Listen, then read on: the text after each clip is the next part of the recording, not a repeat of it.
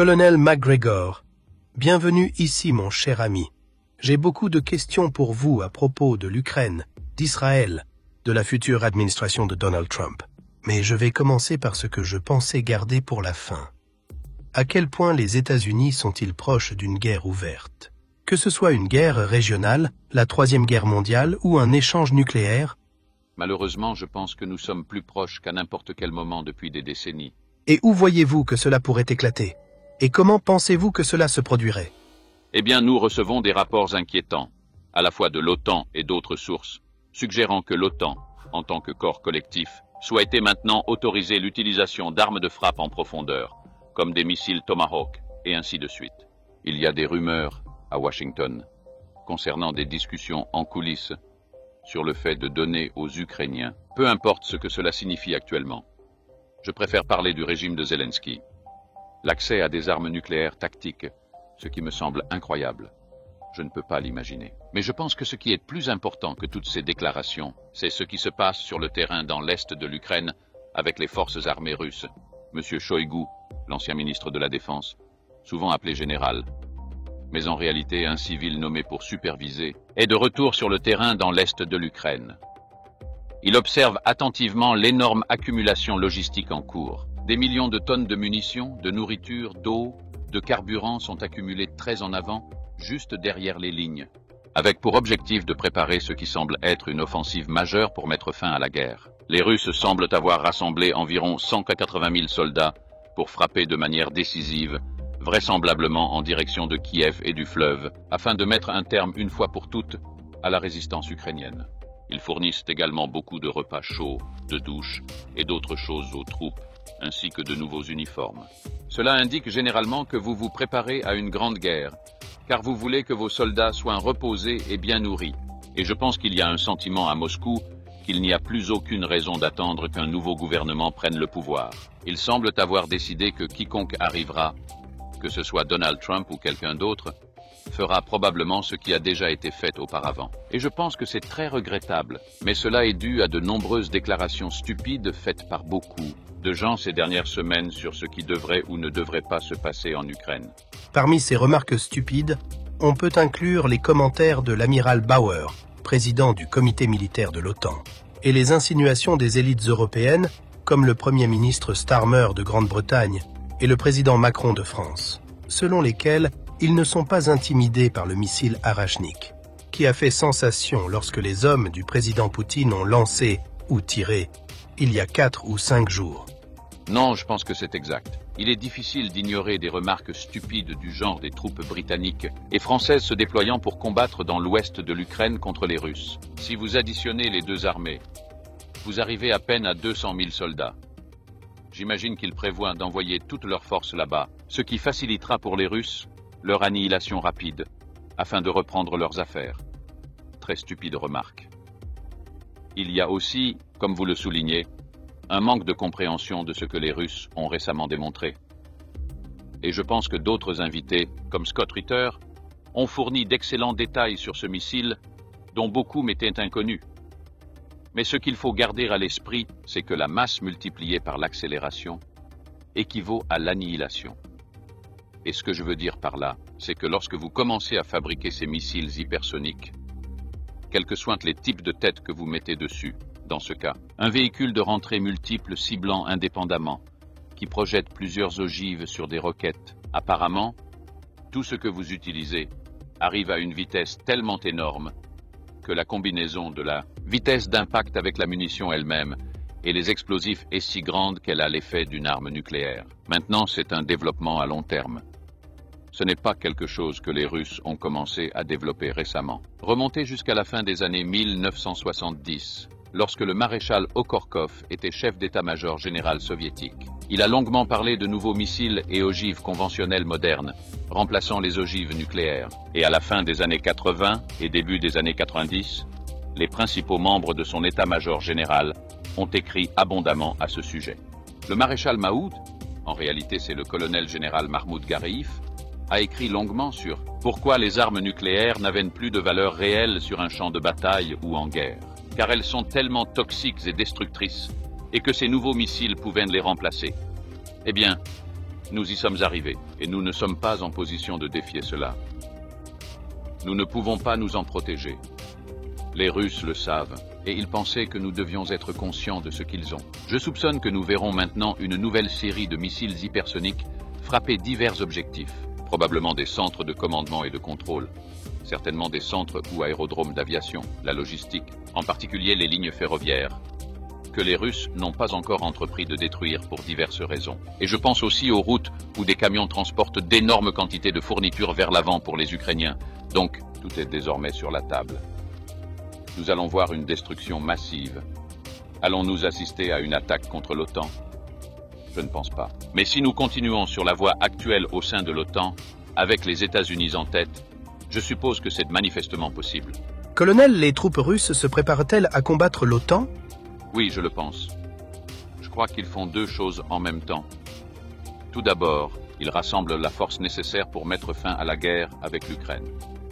Et en même temps, ils prennent leurs précautions. Ils se disent qu'ils doivent se préparer au cas où ces imbéciles décideraient d'intervenir sur le terrain en Ukraine occidentale.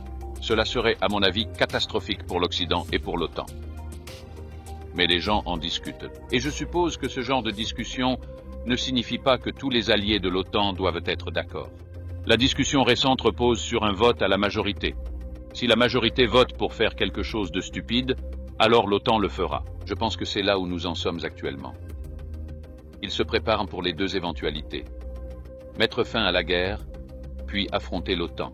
Colonel, vous et nos collègues dans l'émission avez parlé de ce missile russe comme d'un game changer.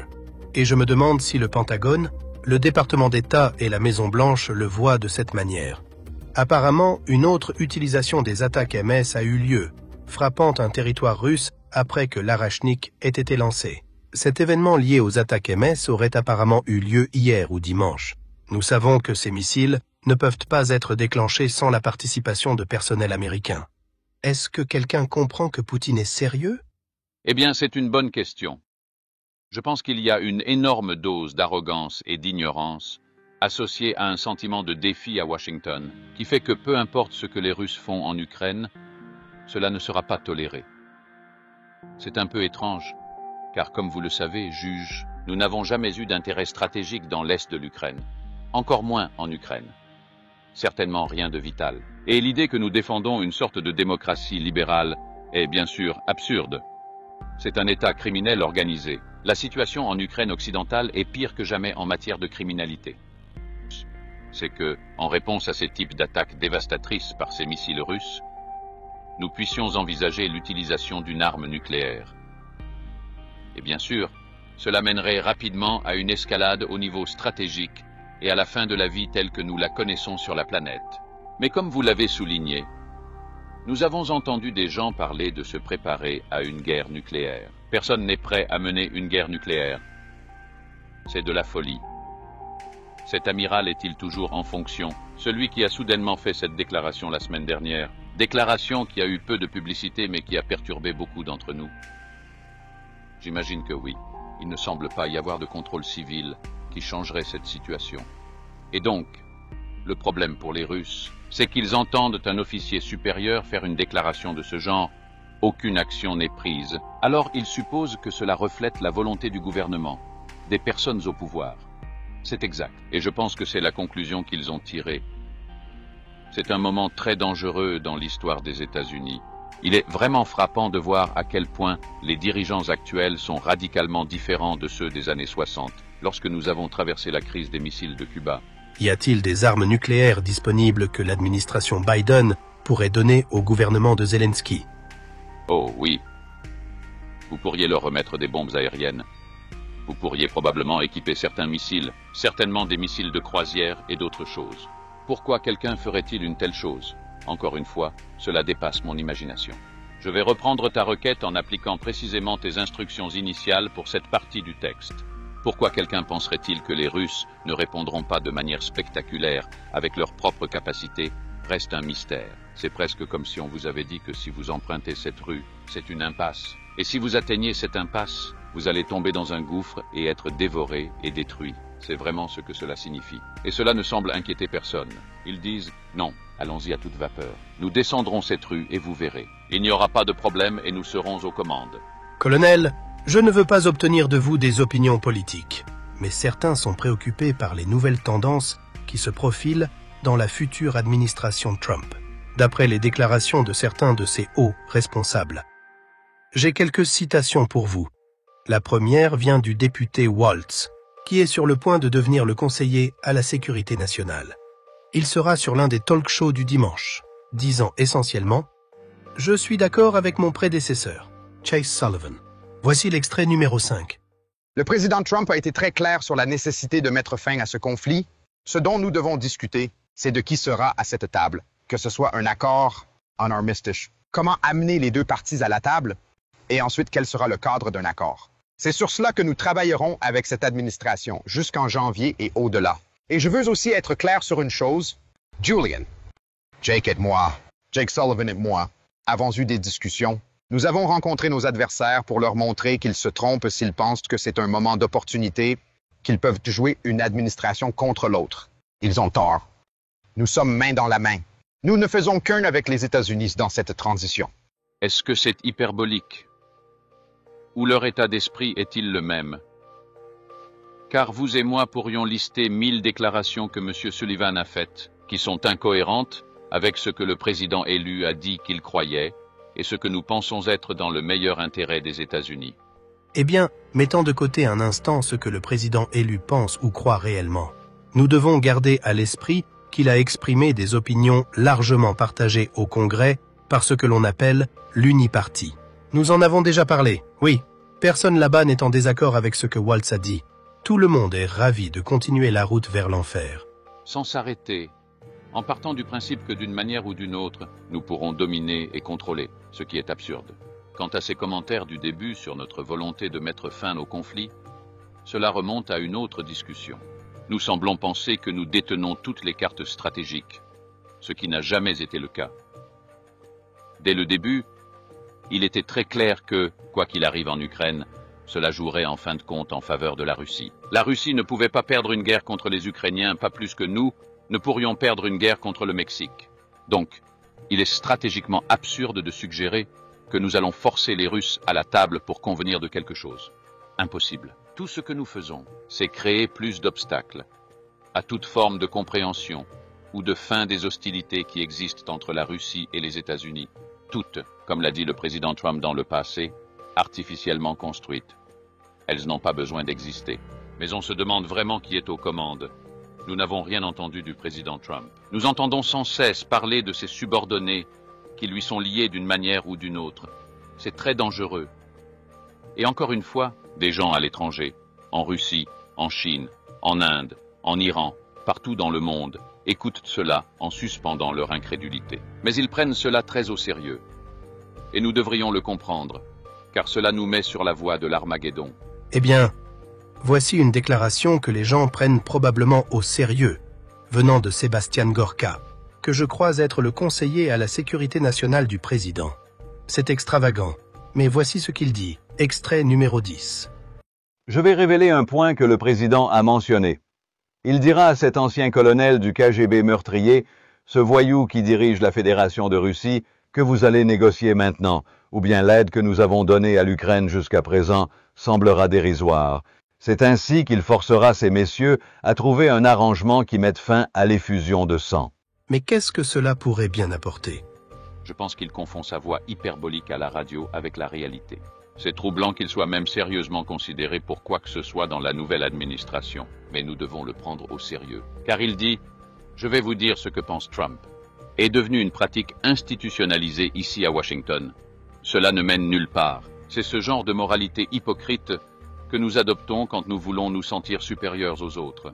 Comme je l'ai fait remarquer, la plupart des sénateurs passent au moins une partie du temps, sinon tout le temps, sur l'île d'Epstein. Donc, les prendre au sérieux en matière de posture morale est très difficile. Je pense donc, encore une fois, où est le président Trump? C'est le président Trump qui doit s'exprimer. Et il devrait clarifier ce qu'il dit ou ce qu'il pense être important. Comment fait-il cela? Il se lève et dit « Tout d'abord, ceci n'est pas ma guerre.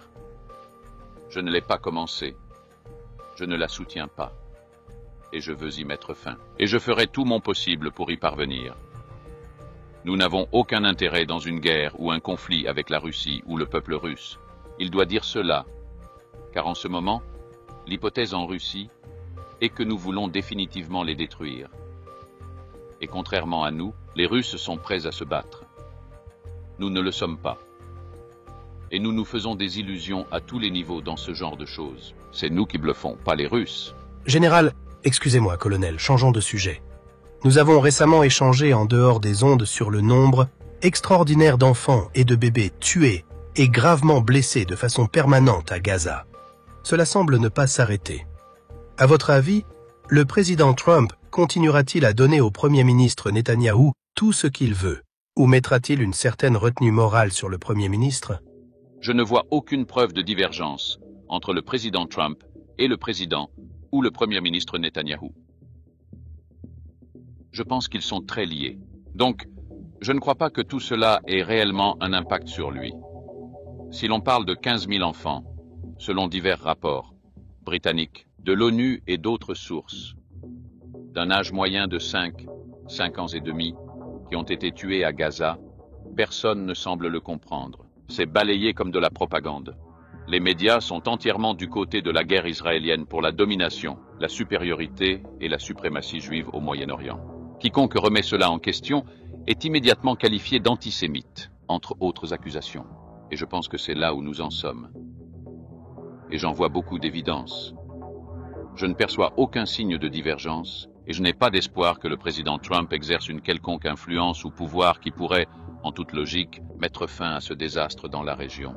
Et c'est très important, juge. Je suis content que vous en parliez, car nous devons comprendre que la guerre actuelle en Ukraine et ce qui se développe au Moyen-Orient, en un conflit potentiellement régional, voire mondial, ne sont pas déconnectés. Ils sont liés. Et continuer à déverser des flots de critiques et d'accusations sur les Russes, les accusant de choses qu'ils n'ont jamais faites, prenant la posture qu'ils sont mauvais et doivent être détruits, ne nous aidera en rien au Moyen-Orient à trouver une quelconque solution. En fait, le ton est très similaire à celui de Netanyahou et de ses alliés, envers pratiquement tout le monde dans la région. Pour eux, tout le monde dans la région est Amalek. Tout le monde dans la région mérite le pire, et ils vont le leur infliger. C'est ainsi que la région perçoit les choses. Tout le monde le sait et le ressent. C'est pareil aujourd'hui à Moscou. Je ne peux concevoir pire situation, et si nous avons un besoin urgent de leadership dynamique et ferme pour nous sortir de ce marasme qui nous conduit à la destruction, c'est maintenant, et ce serait Donald Trump. Nous verrons bien si cela finit par le toucher. Voici l'ambassadeur palestinien à l'ONU, hier au Conseil de sécurité, extrait numéro 11. La liberté ne se rendra pas, le peuple palestinien ne se rendra pas. Nous continuerons notre lutte pour la liberté et pour mettre fin à cette occupation illégale, comme l'a affirmé la Cour internationale de justice. Vous n'écoutez personne. Vous écoutez l'extrémisme, le fanatisme, les extrémistes de votre gouvernement, les extrémistes de votre société, et ainsi, vous perpétuez cette guerre. Et nous, tous ensemble, guidés par le droit international, réussiront soit à vous faire écouter et comprendre, soit à vous contraindre à écouter, comme tous ceux avant vous qui ont été forcés d'entendre la volonté des peuples dans le monde entier et du droit international. Malheureusement, la future administration ne partage pas ce point de vue. Non, je pense que la future administration soutiendra à 200% la direction israélienne actuelle et qu'elle s'engagera dans n'importe quelle guerre qui éclatera au Moyen-Orient. Et elle éclatera, impliquant l'Iran et finalement pratiquement tout le reste de la région. Nous semblons déterminés à y parvenir. Et encore une fois, comme je l'ai souligné, les Russes se préparent à en finir avec cette affaire en Ukraine ou à affronter l'OTAN. Cela signifie qu'ils sont aussi tout à fait disposés à soutenir non seulement l'Iran, mais en fin de compte, toutes les forces opposées à Israël. C'est une situation terrible. Nous et les Israéliens sommes largement seuls. Maintenant, je suppose que quelqu'un pointera le Royaume-Uni comme prêt à fournir quelque chose, mais tragiquement, la Grande-Bretagne est l'ombre d'elle-même et ne peut pas apporter grand-chose. Et toutes nos économies occidentales sont très fragiles actuellement, extrêmement fragiles, à cause de ces sanctions et intimidations que nous pratiquons contre les Russes, les Chinois et d'autres. Il n'y a donc pas de bonnes nouvelles pour le moment. Je suis heureux que ce soit Thanksgiving. Les gens doivent s'arrêter et réfléchir à tout cela. Et j'encourage tout le monde à se mettre à genoux et à prier. car c'est probablement la chose la plus importante que nous puissions faire à ce stade. Il n'y a pas grand-chose d'autre à faire. Colonel, les talibans constituent-ils toujours une menace? Non, non, les talibans n'ont jamais été une menace. Les talibans étaient une organisation islamiste radicale fondée par les Pakistanais pour combattre l'influence indienne en Afghanistan. Ils ont maintenant évolué, mais rien là-bas ne nous menace. Juge, si nous disions simplement que nous en avons assez, que ces gens doivent résoudre leurs problèmes eux-mêmes, et si nous faisions nos valises pour partir, et partions, nous ne le remarquerions même pas. Les problèmes auxquels nous sommes confrontés ici, dans notre pays, sont si nombreux et si énormes que nous n'avons pas le temps de nous occuper de ces affaires extérieures. Et c'est le message que j'aimerais que la future administration comprenne. Donald Trump pourrait finir comme LBJ. Il a de nombreux projets pour les affaires intérieures, mais il pourrait tout perdre à cause de ces guerres inutiles et incontrôlables qui pourraient facilement le détruire, ainsi que nous. Cela a détruit LBJ au Vietnam, et cette situation est bien pire et beaucoup plus dangereuse. En fait, les réformes du New Deal de FDR ont pris fin sur les champs de bataille de la Seconde Guerre mondiale. Une fois la guerre commencée, et avec notre implication, toutes ces idées pour le New Deal se sont évanouies. Nous devons vraiment faire un pas en arrière et dire à ces gens, vous pouvez choisir. Vous pouvez revenir à la maison et traiter les urgences ici, aux États-Unis, ou vous pouvez mener des guerres à l'étranger, pendant que tout ici continue de se détériorer et de s'effondrer. Voilà essentiellement le choix. La raison pour laquelle je vous ai interrogé sur les talibans est liée au porte-parole de la politique étrangère de Trump. Le voici à nouveau. Extrait numéro 12. La résurgence du djihadisme mondial. Les gens pensent qu'il a disparu, mais ce n'est pas le cas. Après la capitulation honteuse en Afghanistan par Joe Biden et son secrétaire à la Défense, Lloyd Austin, nous avons un nouveau foyer pour le djihadisme. Nous avons laissé, environ 83 milliards de dollars d'armes aux talibans. Al-Qaïda est en plein essor. Daesh est toujours là, tout comme les Houthis ou les nombreux mandataires de l'Iran, le Hezbollah et le Hamas. La menace est aussi grande qu'elle ne l'a jamais été. Cela ressemble à l'un des extrémistes dont parlait l'ambassadeur palestinien. Eh bien, je pense que le lobby israélien se réjouit de quelqu'un comme Gorka, car il ressuscite l'idée, pourtant moribonde, du djihadisme mondial. Je me souviens avoir lu ces absurdités émanant du Pentagone au début du siècle, sur l'imminence d'un califat mondial contrôlé par les djihadistes. Voyez ces hommes sur des camionnettes armées de mitrailleuses? C'est à peu près là où les talibans peuvent aller. Ils ne peuvent ni faire fonctionner, ni entretenir la plupart des équipements et machines que nous avons laissés derrière nous. Nous n'aurions pas dû les laisser là-bas. C'est indéniable.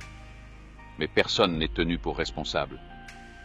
À Washington, il n'y a pas de reddition de comptes, ni au Sénat, ni à la Chambre, ni au département de la Défense. Je pense que ces propos sont bien reçus par certains à Washington, et certainement au Moyen-Orient par le gouvernement israélien, mais ils sont creux. Ils ne nous mènent nulle part, et ne nous aident pas à comprendre ce qui est vraiment important ici, aux États-Unis. Colonel, avant de conclure cette semaine de Thanksgiving, le président élu Trump a indiqué qu'il formerait un conseil de guerriers composé de généraux à la retraite pour évaluer les compétences des généraux et amiraux actuels et décider s'ils doivent rester en poste. Est-ce une bonne idée? Non, je pense que c'est une très mauvaise idée. Je n'y vois pas grand espoir. Il essaie de donner du pouvoir à un groupe de généraux 4 étoiles à la retraite, probablement responsable de beaucoup de ceux actuellement en poste, pour qu'ils choisissent qui est un véritable guerrier, quelle que soit la signification de ce terme aujourd'hui. Cela tourne souvent autour des principes DEI, diversité, équité, inclusion. Vous pouvez éliminer cela d'un trait de plume, mais cela ne changera pas fondamentalement les choses. Nous avons 44 généraux 4 étoiles. Certains disent « Vous pensez qu'il y a trop de généraux ?» Je n'ai jamais dit cela. J'ai dit qu'il y avait trop de 4 et 3 étoiles. C'est là qu'il faut agir, mais pas en s'attaquant à des individus pour ce qu'ils ont dit ou fait et qui ne plaît pas. Nous avons besoin d'une nouvelle stratégie militaire nationale qui nous éloigne de toutes ces aventures et interventions à l'étranger, qui nous ont coûté plus de 14 000 milliards de dollars et des milliers de vies américaines, sans parler des dizaines de milliers de vies détruites parmi ceux qui ont survécu, blessés ou marqués à vie. Et nous n'avons même pas évoqué les millions de vies impactées par nos actions. Nous devons sortir de ce cycle et nous concentrer sur la défense, plutôt que sur des opérations offensives, cela peut être accompli. Ensuite, vous pouvez revoir la structure et décider que tous ces commandements unifiés, régionaux ou fonctionnels sont inutiles. Nous sommes devenus une farce, un cirque de postes pour généraux. Cela doit disparaître. Je parle ici de 4 et 3 étoiles. C'est un système désespérément gonflé et surdimensionné, à tous égards.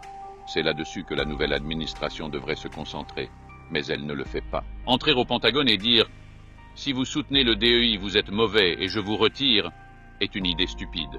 Je ne me souviens pas que cela figure dans la Constitution ou le Bill of Rights. Si vous émettez un ordre exécutif pour abolir ces mesures qui créent des catégories protégées, c'est une chose. Mais catégoriser les gens ne résout rien. Ce que nous faisons, avec ce genre de mesures, c'est exacerber les divisions et les rancunes. Et cela ne nous mène nulle part. Malheureusement, je n'entends aucune initiative sérieuse de réduction des dépenses, ni de véritable stratégie nationale axée sur l'énergie, l'agriculture ou les hautes technologies, qui sont pourtant essentielles. Nous devons également sécuriser nos frontières et trouver une solution équitable à la question des migrants illégaux. Colonel, merci infiniment pour votre temps. Je vous souhaite, ainsi qu'à votre famille, un joyeux Thanksgiving. Nous espérons vous revoir la semaine prochaine.